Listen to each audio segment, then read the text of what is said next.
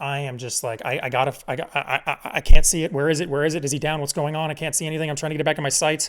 I've got the rifle. I'm getting it back in. I'm like, I can't see him. Where is he? Where is he? He's like, it's standing up. He stood up. He stood up. He's still where he is. He hasn't ran away. You're good. Just get ready. Get ready for a follow-up shot. Welcome to the EndurHunt podcast. I am your host, Andrew Kosovic. Join me as I share my experiences as an emergent hunter, offer advice on how to overcome challenges, and pursue your passion for hunting. This is episode 6 of the EndurHunt podcast, and this one has been requested by pretty much everybody who actually listens to the podcast. We're going to be talking about my late rifle elk hunt in Arizona.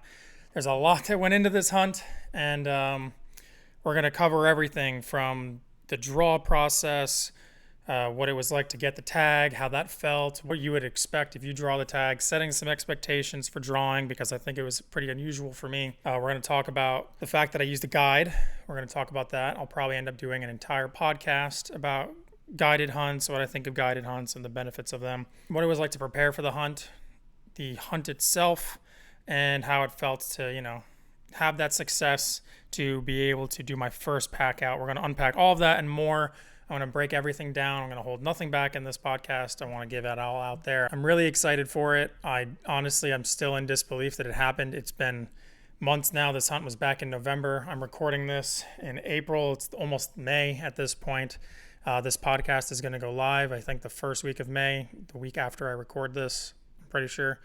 And yeah, it's still, the mount is over here, right to my left. I don't really have a good way of showing it. I'll throw a picture in there. I've got plenty of them. I'll throw a picture in here so you can see what it looks like if you're watching on YouTube, or if you're watching the video version on Spotify. If you're just on the audio only platform, you're going to have to go ahead and go to the EndurHunt Instagram page. It's just EndurHunt, EndurHunt, EndurHunt. I've got plenty of content out there on it. This is my first successful elk hunt, my third actual elk hunt. With all of that being said, if this is your first time listening to the podcast, we're on 6 episodes now, so I imagine that most of the people listening are still friends and family, and the few people who have decided to follow along on the podcast. I appreciate all of you. But if you're not in either of those groups and you're actually listening to this for the first time, we're talking about my elk hunt. I'm Andrew Kosovic. I'm an emergent hunter, also known as an adult onset hunter. I started hunting in 2018. It was my first ever hunt. I went to Montana from New Jersey with my best friend Peter. We went on an elk mule deer combination tag, drove all the way over there, and it was my first time hunting, my first time really experiencing the mountains outside of the military, and that hunt just unlocked some primal instincts in me, and immediately I was like, okay, yep, we're hunting the rest of our lives. I don't know how, I'm going to figure it out, but I've gone out west every year since, and I love it. I love hunting in general. I hunt here in Texas, is where I live now. I've been here for 3 years, and honestly, I just want to share my journey. I want to help people get into hunting that might come from a similar background to me, and that's the whole point of this podcast. I want to share my experiences, share the ways that I've overcame certain obstacles and challenges, and provide some hopefully inspiration, but also information, tools, tips, tactics that people can use to get into it. So if you fall into that camp and you're someone who's looking to get some information, please reach out to me, send me a DM, comment on the YouTube page, the YouTube video for this, send me a message or comment on Instagram. Would love to hear from you, hear what your hunting journey is like. But anyway, let's just jump right on into it. So we're going to start with the general application process. I'm not going to break down my whole strategy in this episode. I've referenced it before in another episode. I don't remember which one, but I have a multi-state strategy. I apply in several different states every year, mostly expecting to build points, but there are a couple of states that I apply for certain tags every year because there is a chance of drawing a tag. And that is exactly what happened in Arizona for me. I applied in, basically, the way Arizona works is they have a series of tags that are for the highest tag holder. And they reserve a set of tags, I want to say it's 25% of the drawing, for random draw. And this means that although your chances are low, you're always in the pool. You could always draw in the random draw if there are enough tags to be allocated for that, which on most of the elk hunts, there are enough tags for you to be able to draw. I'm not sure if there's any elk hunts where you would be ineligible to draw on the random draw. Obviously, the chances are low, but they're never zero. That's even the case for antelope, which if you've ever looked at the draw odds for antelope, you could be applying for 20 years and still only have 1% chance of drawing. So you either apply and hope you get drawn in the random draw, or you're throwing money at the wind, because there's no point in putting in just for the bonus point. Anyway, we're getting off topic. So I started this multi-stage strategy 2 years ago. I guess 3 years ago now. I would have applied in 2021 and again in 2022. So I actually went into this season with 1 point. So going into 2022, I had only 1 point. It was my second time applying, and I had a 7% chance of drawing this tag. I fully expected not to draw the tag, to the point that I went on an over-the-counter hunt with Peter, who I mentioned earlier in the intro, and we were chasing elk with our bows. So the application happened for Arizona. I did not expect to draw. In fact, I was banking on not drawing, and we went ahead and went forward with the over-the-counter Utah hunt anyway. So I do the same thing for my wife, which was funny because I had never told her before that I was putting her in for tags and trying to get her to build points. She has only hunted in New Jersey and Texas with me, and she's never gone on a Western hunt, but it's something that I hope that the two of us can do together one day. And so I've been applying for points for her as well. Arizona, the way it works, you find out that you drew a tag before you find out that you draw a tag. And that's because they hit your credit card. So when you file in the application, you elect your unit and species you want to apply for. They tell you a bunch of times you need to make sure your credit card is updated and accurate on file, because they don't contact you when you draw right away. At least they hit your credit card though. If you are the person who draws because you have the right number of points, or if you draw on the random draw, they're going to hit your credit card. And so you will see the transaction hit your credit card before the actual tag drawing results are revealed. And so this was the sticky situation I was in. I saw a credit card charge that I knew was for an elk tag. I want to say it was like $700 or something. I don't remember what the non-resident tag is, but I knew that last year I put us in both for elk and for antelope. Again, not expecting to draw at all. So I put us both in, and I see this charge on my credit card. And at this point, I'm like, oh no. What if my wife drew? She has no idea that I've been applying for both of us. She's never gone on a hunt like this, and I honestly wasn't sure how she was going to react. I always put us in for point guard, I think it's called. I get the point guard so that if you draw the tag and you can't go for whatever reason, you can return the tag once per species. So I always put that in. So if she drew and she didn't want to or couldn't go on the hunt, we were okay. But I didn't know who drew the tag. And so I had to go to her and say, hey, babe, yeah, so I put you in for an Arizona elk tag, and there's a chance that you drew an elk tag. One of us definitely drew an elk tag, but I don't know who yet. So yeah, it actually wasn't that bad of a conversation. I was very nervous. She honestly just wished that I had told her that I was doing it. I was hoping one day it would be a nice surprise. And then the excruciating wait period came. I think it took about 2 weeks from when I saw the charge on my credit card to when the actual announcement was made. And in that time was when I decided that I was going to go with a guide. We're going to take a step back before I jump into the guide thing, because I think that's going to end up being a little bit of a contentious subject. Arizona is not known as a state that's easy to draw tags in.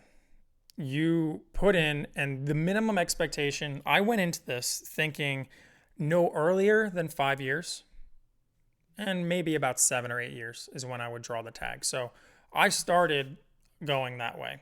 And when you look at the draw odds, when you look at EndurHunt or whatever tool you're using to look at draw odds,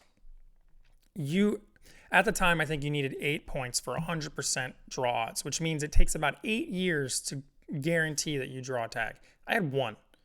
So I really wasn't expecting to draw it, but I did anyway. And that's why I've said in previous podcasts, and I'll say it again, Arizona is a state you have to apply in every year. Do not buy the point. It is not worth it to buy the point. Rant over. So this was the mindset that I had going into this draw. I know I'm going on a Utah elk hunt. That is the plan. I'm building points and applying in Arizona, thinking it's going to take me at least 5 years, realistically 7 or 8 years to draw a tag. So I had previously gone on one elk hunt before, also Utah rifle hunt in October. That hunt was unsuccessful, had an opportunity to bull, blew it, did a podcast on it, sort of. My thought was, I drew this tag, and realistically, I'm not going to draw this tag again for 5 to 7 or 8 years, if I'm lucky. Because at that point I had 1 point. Point creep's a real thing. So I went into this thinking, okay, so you weren't planning on drawing this tag. You had no idea that you were going to draw this tag. You have almost no experience hunting elk. This is probably going to be a good hunt. And you have zero experience. You're going to blow this, and then you're going to end up regretting it and having to wait 5 or 7 or 8 more years to draw a tag and have an opportunity to do this again. Yeah, that was how I thought about it. And it's probably true. As of this recording, I have now been on 3 elk hunts. 2 of those 3 were last year, and they were 2 months apart or 3 months apart. I wanted to maximize my chances of success, and that was why I decided to go with the guide. One thing that if you're listening to this and you haven't applied in Arizona before and you're going to start, please don't take how I drew the tag as an expectation for how you're going to draw the tag. Realistically, going into this again, because I applied this year, did not draw. There are some other opportunities that I might be able to get a tag, but if that ever happens, I'll make a podcast on it because that's for a very specific select group of people. Anyway, I'm going into this assuming again, it's going to take me 5, 6, 7, 8 years to draw this same hunt again. And that is the expectation that you should probably have at minimum. Take a look at the different hunts and the seasons. This was a late rifle hunt.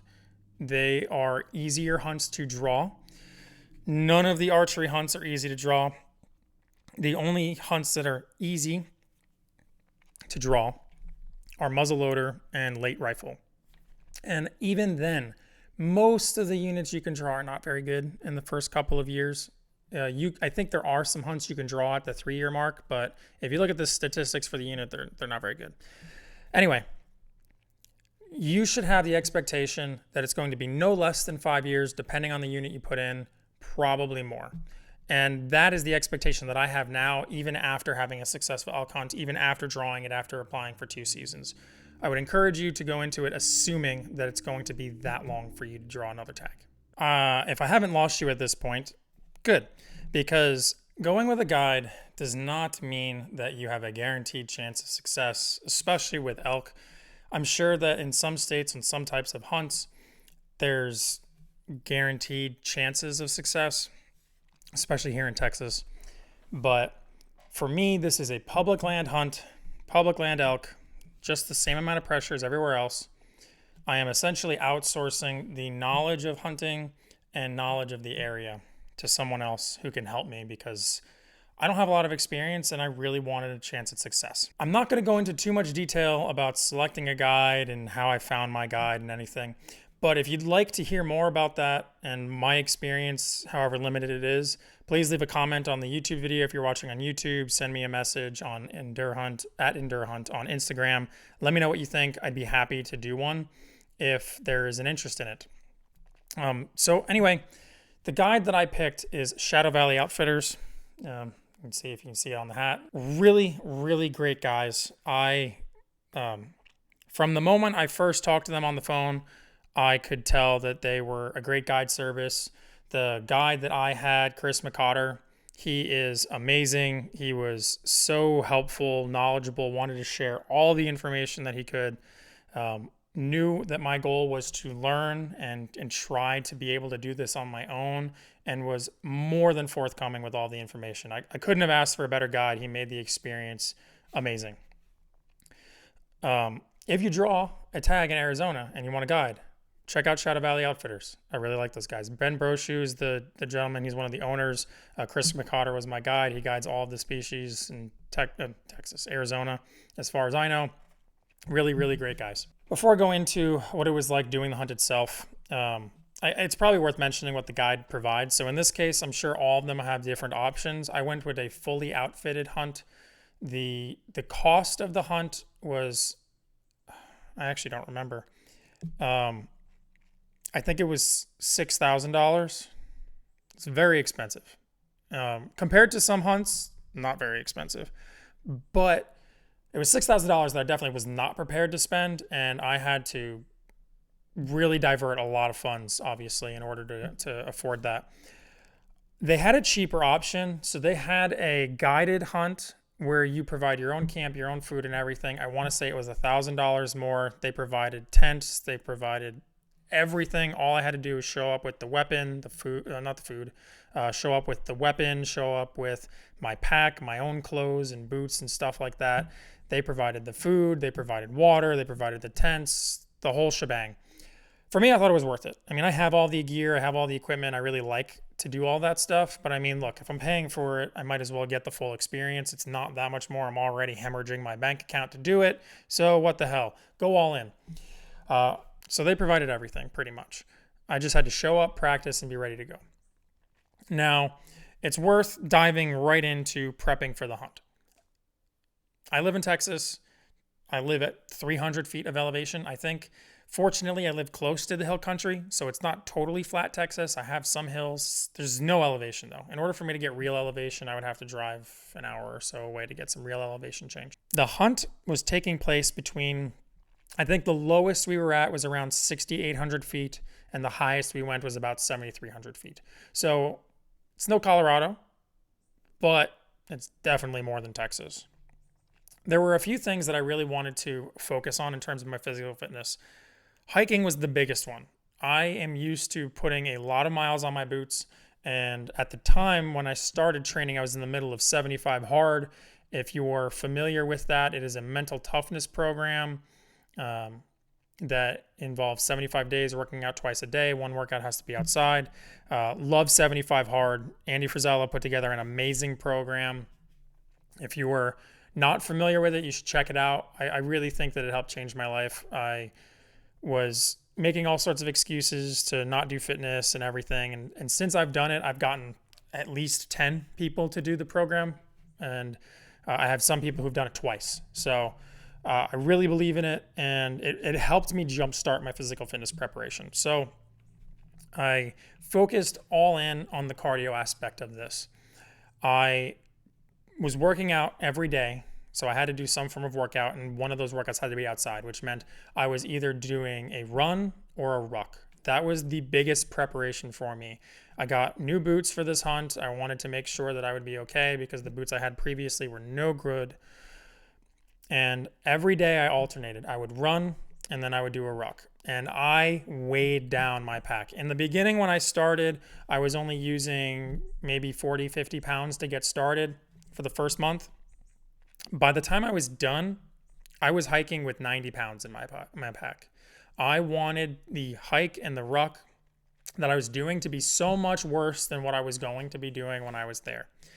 The hunt was going to be a base camp, so we would have a base camp, drive to a place to hike in. So I knew that I wasn't going to be carrying a lot of weight unless we were successful. I focused on making it as difficult as possible during training so that it would be easier when the real time came. And I think that was super helpful for me. I focused on doing hills as often as I could, and I did my best not to hike on the sidewalk or pavement or anything like that. Knowing that I was going to be on uneven terrain and at higher elevation, I really wanted to focus on making sure that I was not going to be a burden to the guide. You have to figure, from the perspective I had, the guide they do this for a living. They're out there all season. They're in better shape than I am. They're used to the elevation. I did not want to hold the guide back. I know the guide is supposed to meet you where you are, but I did not want to be the reason that the hunt was not successful. So I pushed myself as hard as I could. Another thing that I did from the physical fitness side was I focused on stability muscles. So if you're familiar with a pistol squat, it's basically a one-legged squat where you have one leg out and the other one is you're squatting. Google it if you don't know what it is. But I did that because it's good for your single legs. Really helps build the stability in both of your individual legs, your ankles. This way, if I roll my ankles or if I'm on some really weird terrain, I would be okay. I tried to do as much as I could to make sure that I was going to be in the best position possible from a fitness standpoint. Exercising every day. I did do some lifting and I do jiu-jitsu, so that doesn't really help too much, I don't think anyway. But the big focus and the thing that I wanted to hit home on talking about the fitness and the preparation side of things is making sure that you're hiking using weight on your back and that you are getting the miles in. I wasn't sure how many miles I would be expecting to hike each day. The unit that I hunted has a lot of roads, so you can't get too far away from the roads, but I wanted to be sure that I would be okay hiking distance. So even when I was up to 90 pounds on my back, I made sure that I was comfortable doing 6 to 8 miles in one trip without stopping. And that was kind of the bar that I set for myself to be comfortable with from a physical fitness standpoint. By the time I was done, it was easy to do 90 pounds for 8 miles. Like I would take my bag off when I was done and I would unload it and be like, wow, I didn't realize how heavy that was, because you feel this whole relief. It's like taking a flak jacket off, or I imagine it's the sensation that women feel when they take a bra off. You just feel all of that weight come off and you're so acclimated to it that it's just like, wow, I didn't even realize how heavy that was. So that's kind of the position that I wanted to be in from a physical fitness standpoint. The next thing is, this is a rifle hunt. You need to be prepared to shoot. I am a firm believer that you should be shooting at a much further distance than you expect to take a shot, that you would be comfortable taking a shot. There's a theme here. I want my training to be more difficult than the hunt will be, at least what I anticipate the hunt will be. We like to think that we're going to rise to the occasion, but in reality, most of the time, we just fall to the level of our training, fall to whatever is natural for us. So if I expect to take a shot at 200 or 300 yards, which is what I was expecting for this hunt, then I should be comfortable at 600 or 700 yards. And that's exactly what I did. I was able to practice at some private land here in Texas. I got out to 600 yards and was able to get good solid groups consistently there. There's a local range that's closer where I can shoot out to 300 yards, and I was there plenty. I made sure I got to the point that I could not blink at 300 yards to worry about a shot. I mean, my rifle's 0 to 200. It's built so that I can shoot out to 1,000 yards. I didn't do that this time. I just didn't have the access to the range or the time to do it. So this rifle's made for shooting at distance. It's 308, so it's got a lot of drop. I've got a 20 MOA rail on it. Anyway, I shot out to 600 yards. I got comfortable at 600 yards. I was ready to take a shot out to, the range I would have been comfortable with would have been 350, 400 yards is what I would have taken a shot at. The realistic range that I was expecting and what my guide said to be prepared for was anything from 50 yards to 300 yards is kind of what the expectation was. And I was very comfortable with that. And, you know, you're going to have to train for whatever that situation is. We used to say situation dictates in the military, and that is 110% true. You've got to alter your training based on what you expect the mission to be. And in this case, that was my mission, to be comfortable shooting between, say, 50 yards and 300 yards without any concern that I'm going to miss. If I press that trigger, I know it's going to hit my mark.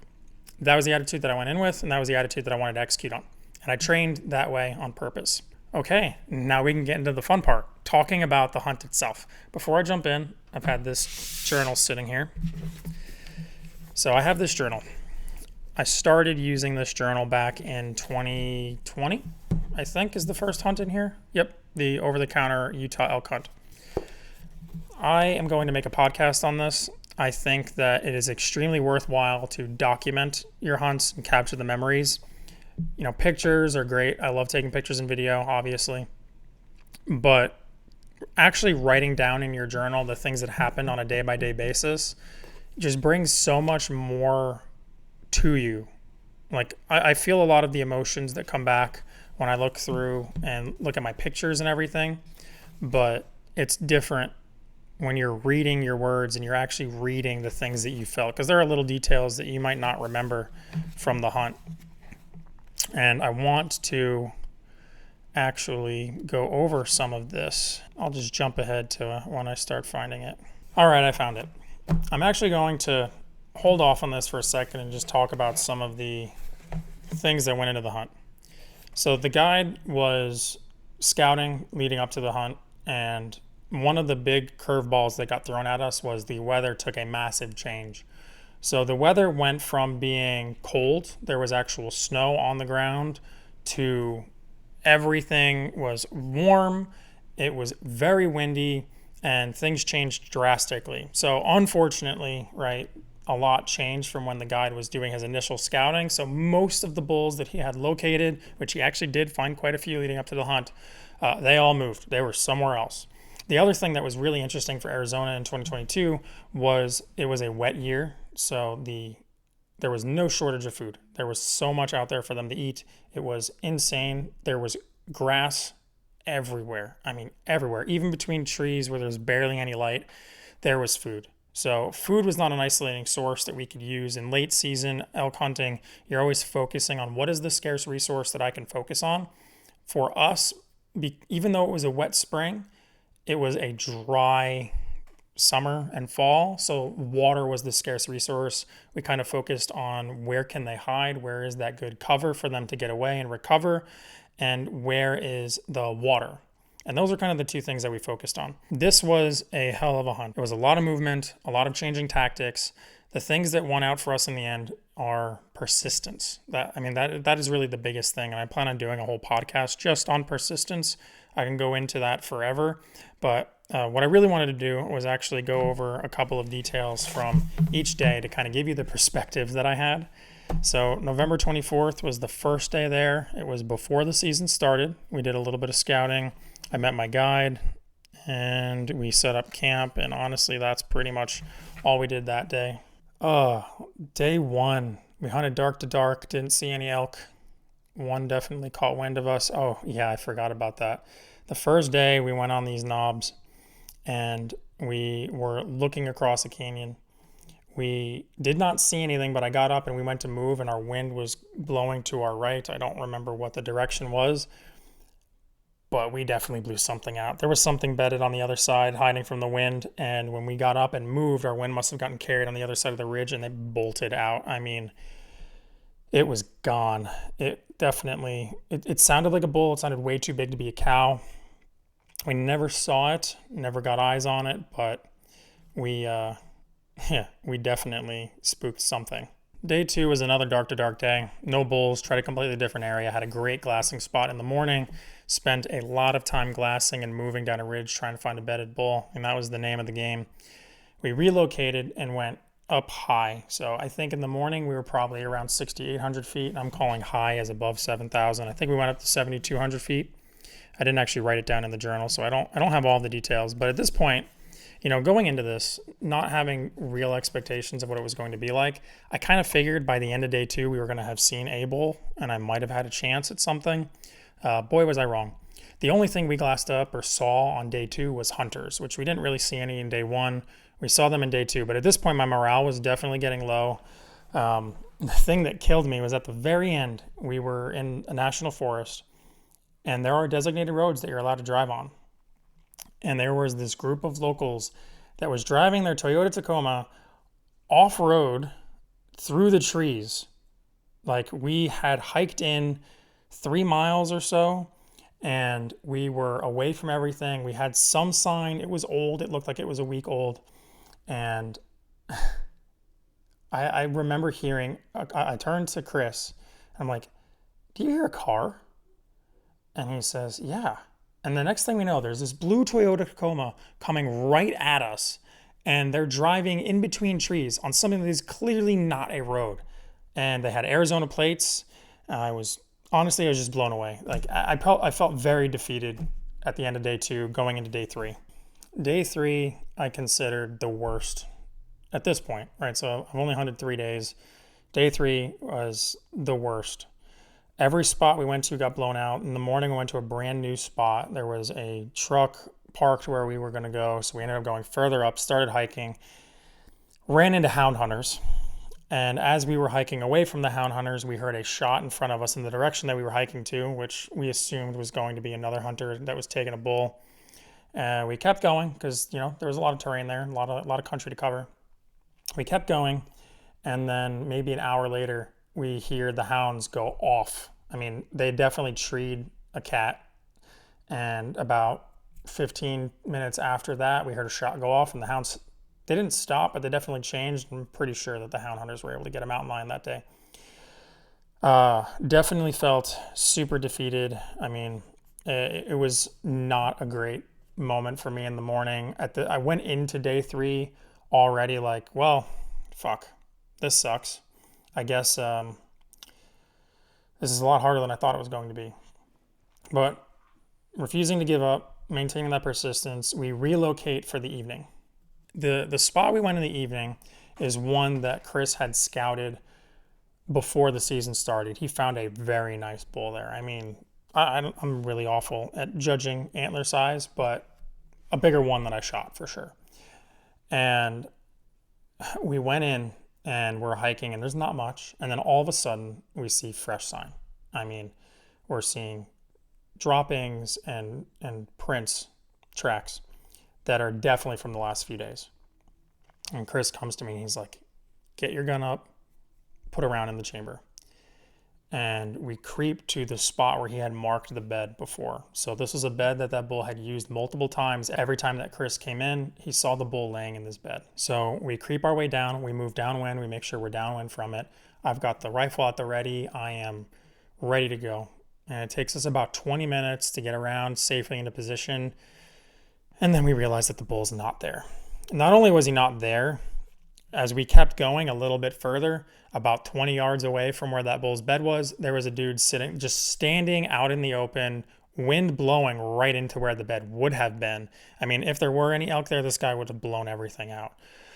Day 3, when I was looking at the weather and I was forecasting everything when we first got there before the season started, day 3 to me was our last hope at real success, because the weather was going to change substantially. We were going to have sustained winds between 20 and 30 miles an hour with gusts up to 50, and it was going to get significantly colder. It went from being in the 60s down to like the 40s as the high, and the lows in the 20s and teens. So my already low morale continued to go down. Things did not seem like they were going to get better. It was at the end of day 3, sitting in camp, writing in this journal where I told myself, yeah, I'm probably going home empty-handed this trip. And that's a humbling thing because, look, when you get a guide, there's no guarantees. It's a hunt, especially on public land. But man, when you shell out a lot of money like I did, you really want to get something, especially because you know you're not going to draw this tag again for a long time, if ever. And you're leaving your family, in my case. There is this sense of obligation to bring home the meat. And, I really felt that. I really wanted to find success. I adhere by Stephen Ranella's principle, or however he described it. He mentioned in one of his episodes of Meat Eater, it might have been on his podcast, that he has the mind of a pessimist. He immediately goes to a dark place. He thinks that everything is going to go wrong, that he's not going to succeed, but he takes actions like an optimist. And honestly, that is very much the type of person I am. Every time something goes wrong, and I'll mention it probably a couple more times because I know throughout the rest of the hunt, there are times where I hear other shots. Immediately, I'm like, fuck. Well, that's one less elk. All right, let's move. Let's find somewhere else. Immediately. Like, I dwell on it for like 2 seconds. I'm like, shit, that could have been me. But it's not. Let's keep going. Let's figure out what's next. Let's find the next place. Let's find another elk somewhere. There's another one on the mountain that I'm going to be able to take. And I reminded myself happily of that, ending day 3's journal entry saying that I'm too stubborn to quit. And it's definitely true. It's helped me out in basically every hunt that I've ever done. So day 4 of the hunt is what I'm going to call a shit sandwich. We're on the back half of the hunt now. There's only 7 days of hunting time. We've hunted now 3 full days, and we're hunting the fourth day. We tried 2 new areas completely. The wind is just ripping, everything is miserable, and we don't see squat. I mean, we see absolutely nothing at all on day 4. We don't see any elk. All of the sign that we see are super old. We also don't see any other hunters, which was not great. My morale continued to go down, but my stubbornness and my desire to succeed and prove that I can do this is keeping me going, honestly, at this point. Like there is nothing else keeping me going other than a sense of stubbornness, not wanting to let myself down, not wanting to let my wife down, not wanting to let my guide down. I wanted to find success, and both my guide and I are trying really hard. And I'm gonna pause from reading from the book and catching up on some of the details that I missed to just say this was a tough hunt. There are not a lot of elk. There's a lot of people. The weather was not in our favor. And I firmly believe that I would not have found success if it was not for my guide. I mean, he really put in so much work every day. We hiked our asses off. We averaged at least 8 miles per day of hiking, and that's not including drive time and everything else because we had to go to different spots. So, I mean, we were all over the place. We hit at least 15 different spots. We did not take breaks during the day. We had a morning spot, we had an evening spot, we had a lunch spot, and we ate while we were driving from one spot to the other. I mean, we really soaked up every single minute of the day that we could hunting. It was just really, really tough. My morale is still shit, but now we go into day 5. And day 5 is when things take a turn for the better. So day 5 was unique because most of the drainages in this unit were running north and south. And I don't remember what direction the wind was, but there were a couple of drainages where it would be suitable for a northwest wind. We had like a west-northwest wind coming in. There were really only 2 drainages that we both felt would be good. The night before, we're sitting in camp eating dinner and kind of game planning for what we're going to do. So we have a spot that we wanted to check out in the morning. We had previously been there. We saw some old beds, but it looked like it was a good spot that we could check out. We go into that spot and we find those beds and we're glassing and we see a herd of mule deer, which usually you don't see elk and mule deer together. So I'm already kind of like, dang. Then we hear a shot. The shot sounded like it was where we were going to head to next, which was just an absolute letdown for me. But we carried on anyway. You know, I kept the actions of the optimist going, and we decided that, all right, this morning spot was no good. Our middle day / afternoon spot, because we were basically just going to go up and down these 2 drainages, and it was long enough that it would definitely take all day. On the way there, we go and there's a water tank. We had previously gone to the water tank earlier in the hunt. I think we checked it actually before opening day. And when we go to the water tank, it's filled with water and there are tracks everywhere and they are fresh tracks. It looked like someone had scraped up all of the tracks on like day 2 or 3 or something. And so we show up and everything looks fresh. And then Chris is like, that's a bull track, a big bull track. And I start getting excited. We start hiking and we follow where these tracks are going. And we got even more excited because the tracks are generally going towards the 2 drainages that we wanted to go to anyway, because they're in the same area. And so we just start following these tracks and we're going our way up. And man, it was all sorts of highs and lows. We're hiking and I see a just barrage of elk tracks everywhere, droppings, tracks, some still glistening, like definitely within the last 24 hours. And then all of a sudden they're gone. There's no tracks, there's nothing. And then 200 yards later, they're back again. And it was like that. And we were on the opposite ridge. The wind was coming over the ridge on the opposite side of the canyon. I know I'm not doing a great job of explaining it, but if you picture a drainage that has ridges on both sides and then the drainage goes into the middle, we are on the east side. I guess technically it's like the southeast-ish side, and we are glassing across it to the other side, looking for bulls that are bedded, trying to hide out from the wind because the wind would be crossing over.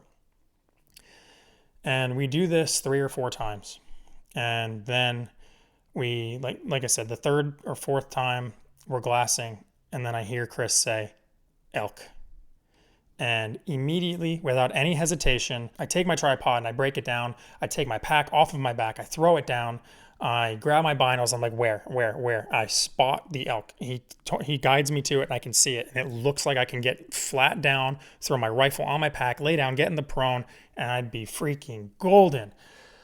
I try to get it in. I have it in my sight and it's just not high enough. So I need to reposition. I get back up. I start getting the seated position. I have my pack turned sideways, 90 degrees. I throw my rifle on the lid. I'm trying to get all set up.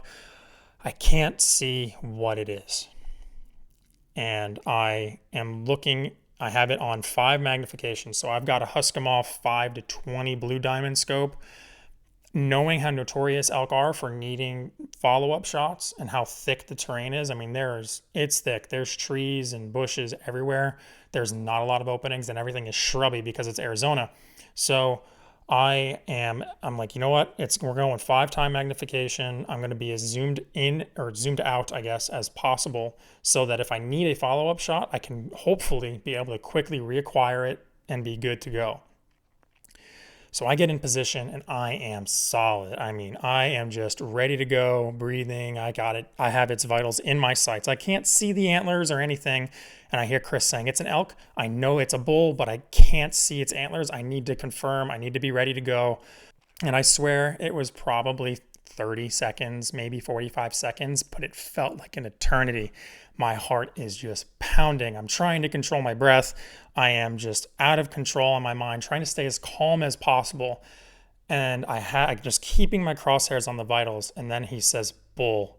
And within a quarter of a second, I press the trigger and it just,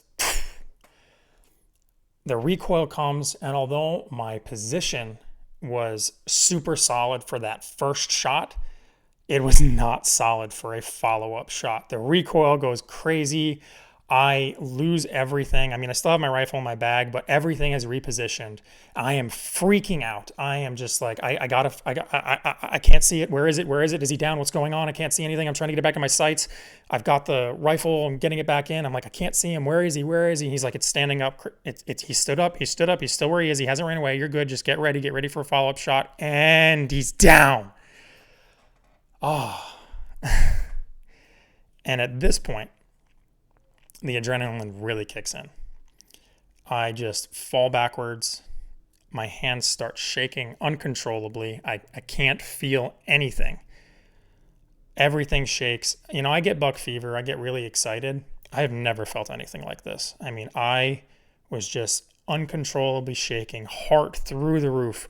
A huge sigh of relief came over me. The weight of taking a bad shot was gone. I didn't have any concerns about that anymore. I had a bull down. I couldn't believe it. To this day, I still can't believe it. We start hugging and shaking hands and everything. He's all excited. The shot wasn't far. I actually probably should have mentioned that, but I just got so excited in all of the reliving of the moment. It was 170 yards across the canyon. The wind is pretty strong. I want to say, like I said, that day, the sustained winds were 20 to 30. Fortunately, looking around where the bull was, the trees and everything on that side weren't moving, so it looked like the wind was going over. So I just held true to where I wanted to aim. My rifle's zeroed at 200, so I just held on, and it ended up being a perfect heart shot. I mean, he did not move anywhere. There was no running. There was no trailing. He stood up and literally fell right back down. You couldn't ask for anything better. So we try and relax a little bit and breathe. It was like 11:30 or so. We hadn't eaten lunch yet. We were actually getting ready to eat lunch, and we decide while we first off, we mark where we think it is on the map. We're using, I think I was using EndurHunt maps at the time. Use the rangefinder tool and try to figure out exactly where he was. We were off by a little bit, but we were pretty close. And we decided to hike straight down and straight back up. And it was easy. You know, it took us probably 40 minutes to get to him. And then I was able to put my hands on my first bull ever. It was extremely intimidating. I was shaking again coming up to him. I take my rifle and I'm like poking the muzzle into his butt and his hind legs and like he's big. He's not a raghorn. He's a 6x6. We ended up measuring him, and he ended up being 280 inches basically on the dot. So he's no giant, but he is an amazing bull. I'll throw a picture if you're watching this on YouTube or watching the video on Spotify. I'll throw a couple pictures right now of what he looks like. He's beautiful all the way up to his royals, and then for whatever reason he stopped growing with his 5 and his 6. But he is a true 6x6. I didn't care. I would have taken a raghorn. I mean, we're day 5 of a 7-day hunt, and I hadn't seen a single bull the entire time. I don't know what day it was. I think it was actually day 4. We actually did see a cow, but I can't take a cow, obviously. And we saw so many people there, it was just not worth it. So 5 days in, and we finally see a bull, and it only took one. Now that we're finally at him, we decide to take a break and eat. Where he says, look, you're going to have a lot of hours of work ahead of you. Let's just eat now. It's cold. You're not going to have to worry about the meat spoiling. Just eat some snacks, get some food in your stomach. You're going to need the energy and everything. So let's just do that now, eat, and get going afterwards. So that's exactly what we do. We eat, and then we start getting ready to break things down, taking out all of our knives, game bags. We both had all of the gear. I mean, I brought my own kill kit, so I've got my own game bags, knives, gloves, the whole nine, and Chris has the same thing. And breaking down an elk is a lot harder than I thought it was going to be. The hide is at least twice as thick as it is on a whitetail deer, and I legitimately broke my it's not a Havalon, it's the Gerber version of the Havalon, I think. I was trying to go up the back with it, and it literally snapped the knife. Fortunately, Chris had a backup fixed blade because I only had 2 of these like Gerber knives, and one of them I accidentally brought dull blades. So I had a set of old blades and then a set of new ones, and I packed the old blades like an idiot. But fortunately, Chris had more knives, so we were able to break it down together. I wanted to be part of the process. Apparently, a lot of hunters that use guides don't want to break down their own animals. I wanted every moment. I wanted to be part of everything. So we ended up having to gut it based on the position it was in. There was just no way we were going to be able to do the gutless method. I don't remember exactly why, but there was something other detail, and I didn't write it down. But I shot the bull at 11:30, and I think it took us about 2.5 hours or so just to break it down. We broke everything down. We were able to take some down logs and just rest it on there while we were breaking everything down so that it would have an opportunity to cool down. There's no big trees to hang the limbs on, so there's no way you could do that, but we wanted to have some air circulation. So we lay everything down on these logs while we're breaking the rest of the meat down, and then once everything is completely done, that's when we end up skinning the head out. Originally, I wanted to do a shoulder mount. I love shoulder mounts. I shoulder mount pretty much every first animal that I get. So my whitetail is here. My wife's is here. My pronghorn is below us. You can't see it, but it's there. And originally I wanted to do a shoulder mount, but this bull was changing fur or something, and he looked really shaggy. I mean, he did not have a nice coat at all. And I decided to go for the Euro. So we skinned the skull out and we tried to get everything ready. At this point, it's probably about 3 o'clock or so, maybe 3:30. And I'm prepping to do my very first pack out. I was so excited to do this. I've done pack outs before, but my first pack out was a pronghorn, and you could literally throw an entire pronghorn in one bag by yourself and take it. I couldn't be happier that I prepared the way that I did because, man, they are heavy. We were able to do everything in 2 trips. So I did 1 hindquarter and I think back strap and some neck meat. The shot completely destroyed the ribs. So I don't remember which bullet I'm using. They're 180 grain 308s. Remington core locked, I think is what they are. I wish I had the box or had it with me right now, but I'm pretty sure it's Remington core locked 180 grain. I remember being surprised that it grouped so well because I shot a bunch of different loads before the season to figure out the right one. It destroyed the ribs. I mean, the bloodshot was everywhere, and we just elected not to keep the ribs. It was a heart shot, so I didn't have the heart to bring, but I was able to get beautiful back straps, all of the neck meat. We kept everything that we could, and I have a freezer still full, very full of the meat. We were able to break it down in 2 trips. So the first trip, we each carried out like a hind quarter, and we carried out some back strap. On the second trip, I carried the head and 1 front quarter, and Chris took the other hind quarter, the rest of the net meat, and whatever other scraps there were. We were able to do the whole thing. That day, I think we ended up hiking about 15 miles. We did not get back to his Jeep, the final trip, like done, everything packed out, until about 10:30 or so. I think it was 10 o'clock at night. Man, from probably 4 o'clock until 10 o'clock, so about 6 hours, 6.5 hours or so of just hiking with a lot of weight on your back. But I was loving every moment of it. I wouldn't trade it for anything. I had wanted to do that ever since I started hunting. I mean, this was a pivotal moment for me. Everything changed, obviously, my attitude. I was so excited. I mean, I could not believe it. Giddy as a schoolgirl. When I did have service at some point, I called my wife, I called my neighbor Taylor, I called my buddy Peter, I called everybody. I was so excited. We finally get back to the Jeep, get everything loaded up. Oh, on the way back, I'm gonna have to put a picture of this on Instagram so that everybody can see it. And if you're watching the video, I'll throw some pictures up there too. We found a magnificent deadhead. I mean, huge bull. I don't know what he measured out, but Chris found it. We were hiking back. It was during the first trip, actually. Chris found it, and we were like, yeah, we need to keep this. This thing is insane. He ended up keeping it. I've got a really badass picture of his Jeep at night. I took a picture with my bull skull on the back of the Jeep and the deadhead we found on the top. Badass picture. But I'll throw a couple of pictures there. I'll throw a picture on Instagram too so you can see it. Just outstanding experience. I was elated to be this. We get back to camp. We start loading up the coolers and everything. It's nighttime. We're both ready to just eat some food and pass out and, talk and bullshit. We end up staying up till like freaking midnight, honestly. He's making dinner. He whipped something up. I think we had elk tacos the last night. Not from my bull. He had some stuff pre-prepared, just threw it in a skillet and was ready to go.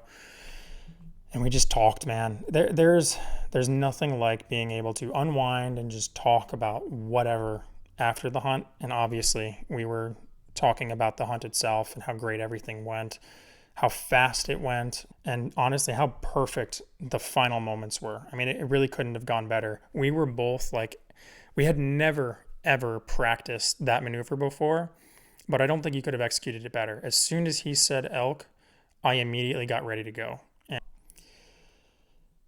oh, man, amazing hunt. I wouldn't trade anything for it. But man, what an amazing hunt. I just, still to this day, I am elated at how everything went. I know that at some point I'll get another elk, but I'm really going to remember this hunt forever. The experience that I was able to share with Chris, getting my first bull, everything I learned from him, because he taught me a lot about Arizona. He's an amazing guy. And man, I just wouldn't change anything. It was awesome. All of the discomfort, the low morale, the feelings of defeat, all of it made it that much better. Thinking that I was going to go home with nothing made it so much sweeter when the elk presented itself and I was able to take that shot. I wouldn't trade it for anything. Oh. All right. So let's close this thing out. I have no idea how long this is. It's probably going to be my longest podcast to date. Wanted to do a little debrief, kind of talk about everything, what went right, what went wrong, ideas for what's up in the future. Oh, man. Whew. So what went right? Obviously, we didn't give up, and I was able to find a bull. I was able to get a bull and bring things home. I am very happy that I went with the guide service. Everyone at Shadow Valley Outfitters was amazing. Chris, I couldn't have asked for a better guide. I mean, top-notch human, super helpful, went out of his way to help me before the hunt, during the hunt, And even after the hunt, we talked. He even offered if I ever draw another tag just to hang out together and go on a hunt together in Arizona or vice versa. On the other side, the things that went wrong, I think the worst thing that went wrong was really just my attitude. I maintained the willingness and desire to move on, but I definitely was negative. I mean, it was very obvious by the end that I was frustrated and disappointed and wanted things to be going a different way, but I never gave up. And that was one of the things that Chris told me afterwards was, sometimes they get clients that are negative and just leave after a couple of days. And I had plenty of opportunity to leave. He told me that he's had clients leave after 2 days of not seeing anything. And, often 4, 5 day, 6, whatever, is when you find your success. I am working on the attitude thing. I don't want to get negative right away. It's just unfortunately in my nature. Fortunately, I am stubborn. I refuse to give up. And that to me is really what allowed this hunt to be a success. The combination of my desire to not quit, the work that I put in training beforehand so that I would be confident in my rifle, confident in myself, physically able to do everything, and using the guide. I mean, I don't think I would have found the areas that we went. I don't think I would have been able to prepare and find any success, especially with how hard it was, if I didn't have a guide. If you draw a tag and you are not confident in your capabilities to execute the tag on your own, I would really encourage you to try and find a guide, someone that'll help you find success. Not only will it increase your odds of getting success, but it'll help improve your learning curve. I mean, I learned so much from Chris, not just about elk, but we talked about everything from sheep to mule deer to javelina and turkeys. I mean, we talked about everything. That type of knowledge and experience only comes from, experience. And having a mentor, someone that you can talk to that's been doing it for over 20 years like Chris has, is invaluable.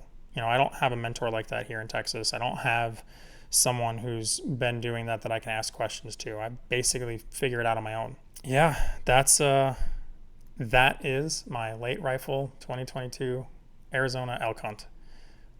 Everything in its full glory. I hope that you enjoyed that story. Please let me know what you thought of it in the comments.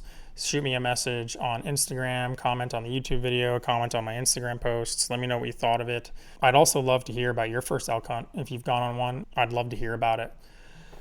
To actually close this out, because I think I said close this out earlier, like 5 minutes ago. What's next for me? I applied and did not draw in Arizona, unfortunately.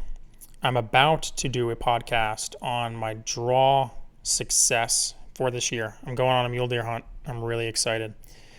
But I had an unexpected hunt come up that I'm going to be doing as well. And I will be sharing some information about that one also on the next podcast. So I've got 2 hunts that I'm going to be going on this year that aren't for whitetail deer, mule deer and something else here in Texas. So if you made it this far in the podcast, well, even if you didn't, I really appreciate you. I'm happy you're here. I'm happy you're listening. I hope that you enjoyed the story. I know that this isn't exactly informative in the way that I want most of these to be, but I'm going to have my share of just, sharing my experiences and hoping that people can learn from or just appreciate them. Thank you very much for making it this far. If you did, I truly appreciate you. Until next time, see ya.